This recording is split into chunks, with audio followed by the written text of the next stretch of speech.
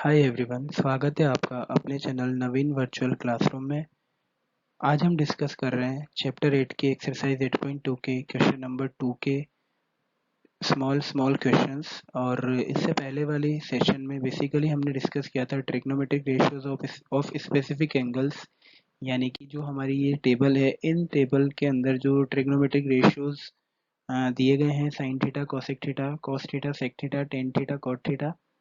इन trigonometric ratios को जब हमने स्पेसिफिक एंगल्स के पॉइंट ऑफ व्यू से, यानी कि 0 डिग्री, 30 डिग्री, 45 डिग्री, 60 डिग्री और 90 डिग्री, इनके पॉइंट ऑफ व्यू से जब हमने डिस्कस किया और जब हमने इनको अप्लाई किया, तो बेसिकली इसके लिए हमने एक्सरसाइज 8.2 स्टार्ट की थी और उसके क्वेश्चन नंबर 1 को डिस्कस किया था, जिसके अंदर 5 स्मॉल स्मॉल क्वेश्चन थे। अब हम उसी को कंटिन्यू करते हुए एक्सरसाइज 8.2 के ही क्वेश्चन नंबर 2 को स्टार्ट करेंगे। और स्टार्ट करते हैं क्वेश्चन नंबर 2 का फर्स्ट क्वेश्चन।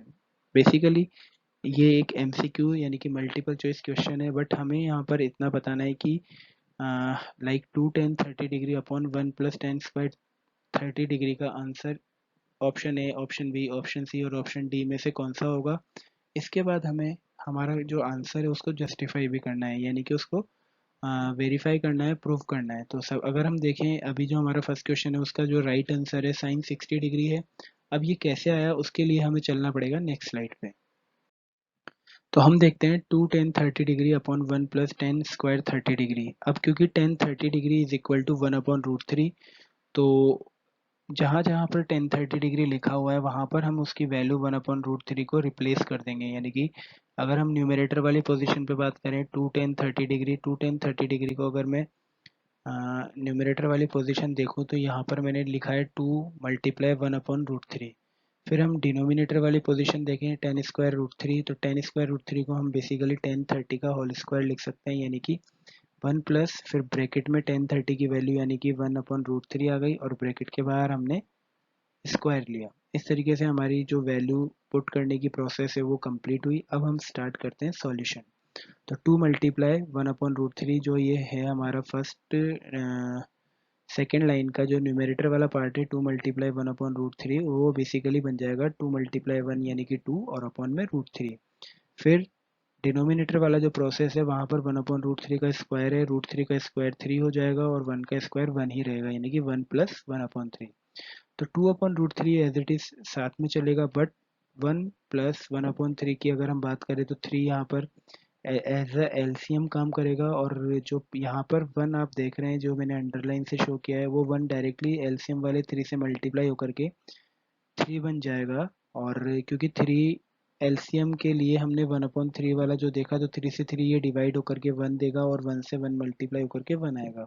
तो अल्टीमेटली हो क्या रहा है, 1 प्लस ब्रैकेट में जो 1 अपॉन 3 वाला जो पार्ट है वो जब कैलकुलेट होगा तो 3 प्लस 1 अपॉन में 3 देगा। अब हम देखते हैं 2 अपॉन रूट 3 साथ में चल रहा है और 3 प्लस 1 4 हो गया, अपॉन में 3 चल रहा है। ठीक है, जब हम सेलेक्टेड जो अंडरलाइन वाला पार्ट है, जो हम सर्कल करके पार्ट शो कर रहे हैं, जब हम इसको सॉल्व करेंगे तो 2 अपॉन रूट 3 तो एज इट इज चलेगा, बट 4 अपॉन 3 वाला जो पार्ट है, प्रोसेस जो फ्रैक्शन है, वो 3 अपॉन 4 बन जाएगा। तो इस तरीके से हम देखते हैं 2 मल्टीप्लाई 3 अपॉन रूट 3 मल्टीप्लाई 4। तो 2 मल्टीप्लाई 3 हमारा 2 मल्टीप्लाई 3 अपॉन रूट 3 मल्टीप्लाई 4। तो यहाँ हम देखते हैं 2 से 4 को हमने कट कर दिया, यानी कि 2 और 4 अगर कट हुए तो यहाँ पर 2 की जगह तो कुछ नहीं बचा, बिकॉज 2 वन जा 2। और अगर हम 4 की बात करें तो 2 वहाँ पर 2 आ गया है, यानी कि 2 की टेबल से 4 को हमने 2 टाइम कट कर दिया है। 3 और रूट 3 एज इट इज अभी भी यहाँ पर हमने लिखे हुए हैं। अब 3 को हम बात करें तो रूट 3 मल्टीप्लाई रूट 3 से शो कर सकते हैं, रिप्लेस कर सकते हैं, और अपॉन में 2 रूट 3 साथ चल रहा है। अब हम देखते हैं रूट 3 से एक रूट 3 ऊपर वाला कैंसिल हो जाएगा, तो हमारे पास बच जाएगा रूट 3 अपॉन 2। अब ये रूट 3 अपॉन 2 जो है, बेसिकली अगर हम टेबल की बात करें specific angles of trigonometric ratios, तो साइन 60 डिग्री के लिए बेसिकली जो आंसर होता है वो रूट 3 अपॉन 2 होता है। तो इस तरीके से हम देखते हैं क्वेश्चन नंबर 2 का जो फर्स्ट एमसीक्यू था 2 10 30 अपॉन 1 प्लस 10 स्क्वायर 30, उसका जो राइट ऑप्शन है साइन 60 डिग्री होगा। अब हम चलते हैं नेक्स्ट स्लाइड पे।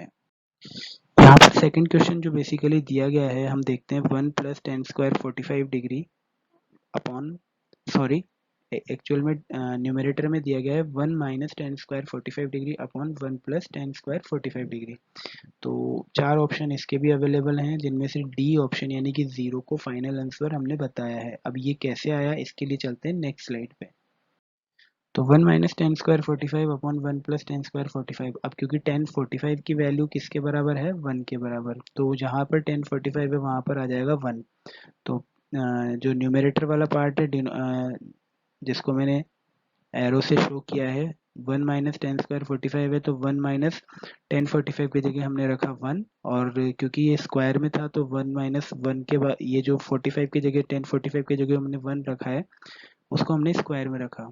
फिर हम बात करते हैं डिनोमिनेटर यानी कि जो मैंने नीचे एरो बनाया है 1 प्लस टेन स्क्वायर 45 उसकी, तो 1 प्लस टेन 45 की जगह हमने जो आंसर रखा है वो हमारा 1 हो गया, तो 1 प्लस 1 स्क्वायर हो गया। तो 1 माइनस, अब देखते हैं 1 का स्क्वायर तो 1 ही रहेगा और यहाँ पर भी 1 का स्क्वायर डिनोमिनेटर में भी 1 रहेगा, तो जो नीचे की लाइन आ गई 1 माइनस 1 अपॉन 1 प्लस 1, 1 माइनस 1 0 के बराबर हुआ, 1 प्लस 1 2 के बराबर हुआ।